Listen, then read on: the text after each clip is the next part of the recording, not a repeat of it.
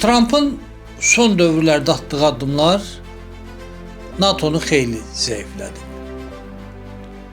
Və bu şəraitdə Avropa, Amerika Birləşmiş Ştatları olmadan hərbi blok barədə düşünməyə başlayır. Amerika Birləşmiş Ştatları olmadan NATO fəaliyyət göstərə bilərmi?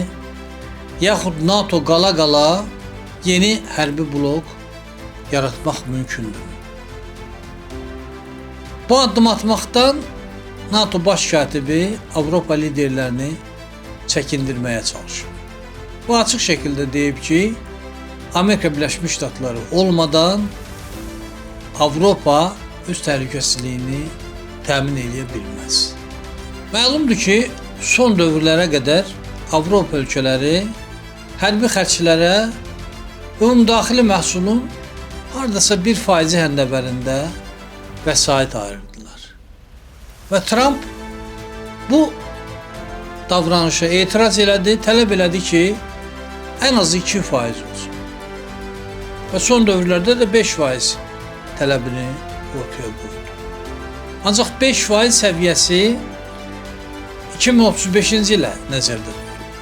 Yalnız 2035-ci ilə qədər Avropa dövlətləri, NATO üzvləri hərbi xərcləri daxili məhsulun 5% səviyyəsinə qaldırmalıdır.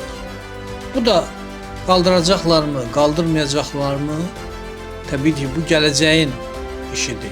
Baxmayaraq ki, belə təşəbbüslər də var ki, 2030-cu ilə bəlkə 5% səviyyəsinə qalsınlar.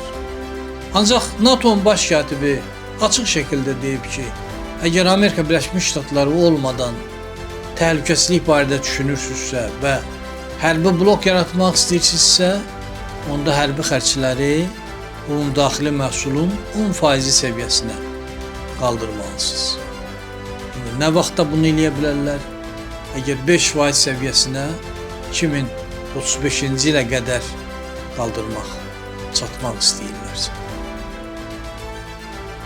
Və üstəlik o da aydındır ki, Avropa, Amerika Birləşmiş Ştatları olmadan öz təhlükəsizliyini təmin etmək iqtidarında deyil.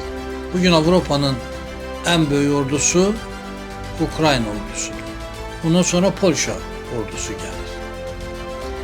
Və Avropa indiyə kimi Amerika Birləşmiş Ştatlarına güvənərək öz təhlükəsizliyi barədə düşünməyib, bütün məsuliyyəti Amerika Birləşmiş Ştatlarının üzərinə qoyur.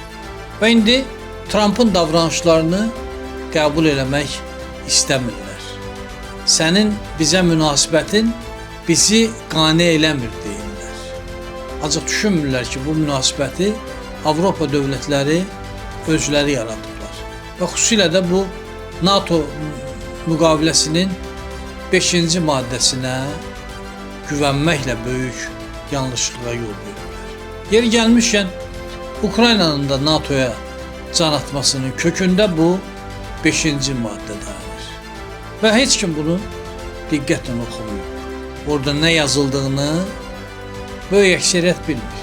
Elə təsəvvür var ki, güya NATO'nun 5-ci maddəsində yazılıb ki, əgər NATO üzvü olan bir dövlətə qarşı işğalçı müharibə başlayarsa, digər NATO üzvləri həmin dövlətlə bərabər çiyin-çiyinə vuruşacaqlar.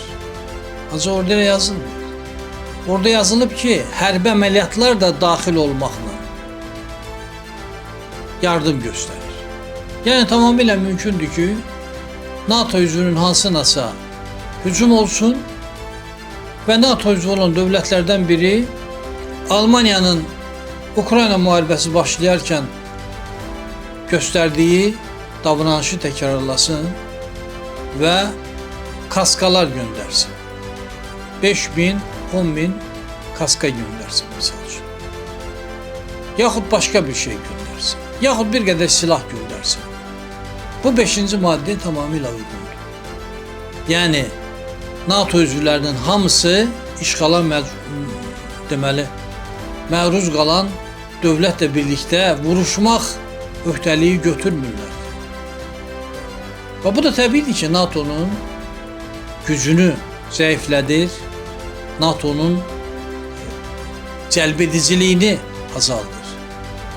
Əgər 5-ci maddə bu cür başa düşülsəydi, bəlkə də heç Ukrayna bu qədər NATO'ya can atmazdı. Və bu bəlaları da yaşamazdı. Ancaq reallıq budur. Və bu reallığı Prezident Trump digər müttəfiqlərinə başa salmağa çalışdı. Və əvvəlcədən dedi ki, bu 5-ci maddə düzgün şərh olunmuyor. Bu 5-ci maddəni diqqətlə oxumaq lazımdır.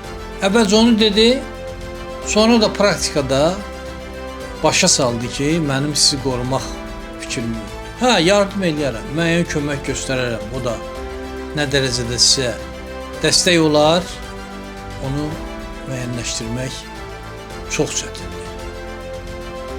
Avropa çox ağır sınaqlar qarşısındadır və nə eləyəcəyini bilmir. Bir, onu anlayır ki, mümkün qədər Ukrayna müharibəsini uzatmaq lazımdır. Rusiyanın başını mümkün qədər qatıb, gələcəkdə ehtimal olunan Rusiya-Avropa müharibəsinə hazırlaşmaq lazımdır. Ancaq Avropa özünü qorumaqla Ukrayna xalqının qırılmasına, şəhərlərin dağıdılmasına rəvac verir. Bu Avropanın maraqlarına cavab verir. Bəs Ukraynanın necə? Müharibənin davam etməsi Ukraynanın maraqlarına uyğundurmu?